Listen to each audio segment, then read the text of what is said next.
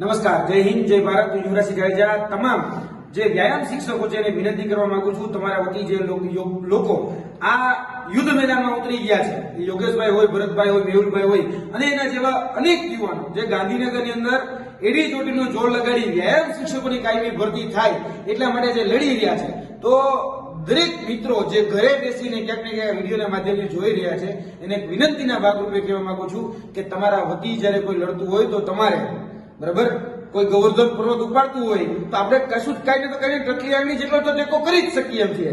આપણે આપણી પાસે લાકડી છે તો લાકડી જેટલો ટેકો કરી શકીએ છીએ, આપણી પાસે આંગળી છે તો આંગળી જેટલો ટેકો કરી શકીએ એમ છીએ.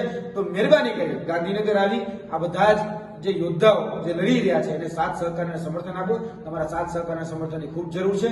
અને એની સાથે સાથે જે ગુજરાતની જે સામાન્ય નાગરિક છે એને પણ વિનંતી કરું છું કે આ વ્યાયામ શિક્ષક બનવા માંગે છે તેની સાથે સાથે કદાચ આ લોકોથી એક વાત ઉપરવટ જઈને જો હું કરું ને તો તમારા બાળકને ખરેખર વ્યાયામ શિક્ષકની જરૂર છે. કદાચ આ બને તો ન બને બીજા નંબરની વાત છે, પરંતુ તમારા બાળકને એક શારીરિક સક્ષમ બને એટલા માટે જે શારીરિક કસોટીનો જે શિક્ષક હોય જે 1 થી 8 અને 9 થી 12 ની જે શાળાઓમાં મળે એટલા માટેની આ લડત છે. તો મહેરબાની કરીને ગુજરાતની સામાન્ય જનતા છે એને વિનંતી કરું છું કે તમે આ બધા માટે આગળ નથી આવતા, કોઈ વાંધો નહીં, તમે તમારા બાળક માટે આગળ આવો અને તમારું બાળકનું જે ભવિષ્ય છે અને જે શારીરિક ક્ષમતા છે એ મજબૂત બને એટલા માટે આગળ આવો. કારણ કે તમે આજે જોઈ રહ્યા છો કે ગુજરાતની અંદર કોઈ પણ લોકો પોતાની ન્યાય કે હકની માંગણી કરે, આ બધા જ લોકો અત્યારે તો કહી શકાય કે શોષિત છે, વંચિત છે, પીડિત છે અને વાત કરે છે તો આજે એ લોકો ઉપર એફઆઈઆર દાખલ કરવામાં આવે છે, એ લોકોને પ્રતાડિત કરવામાં આવે છે. પ્રશાસન તંત્ર છે એ એની ટીંગાટોળી કરી અને ઘસડીને લઈ જાય છે અને પછી ત્યાં પણ ગારો કાઢે છે, ત્યાં પણ માનસિક રીતે એને હેરાન પરેશાન કરવામાં આવે છે, શારીરિક હેરાન પરેશાન કરવામાં આવે છે.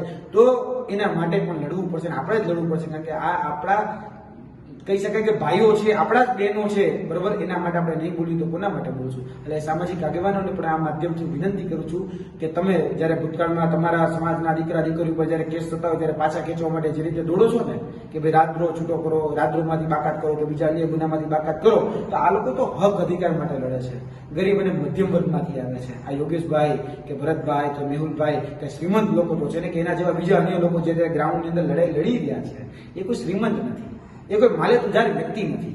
આજે બધા જ લોકો એક ગરીબ અને મધ્યમ વર્ગમાંથી આવી પોતાનો હકનો રોટલો જે આ અલગ અલગ કોર્સ છે, બીપીએડ, એમપીએડ, એમફિલ, આ બધા જ કોર્સ છે એ કરીને અત્યારે એ શિક્ષક બનવા માંગે છે, તમારા બાળકને સક્ષમ બનાવવા માંગે છે. આ ગુજરાતની અંદર જ્યારે ઓલિમ્પિક આવતું હોય, ગુજરાતની અંદર જ્યારે અલગ અલગ ગેમ્સનું આયોજન થતું હોય ત્યારે તમારો બાળક એની અંદર પાર્ટિસિપેટ કરી શકે અને એક ગરીબ વ્યક્તિ પણ આગળ વધી શકે એટલા માટે આવે છે.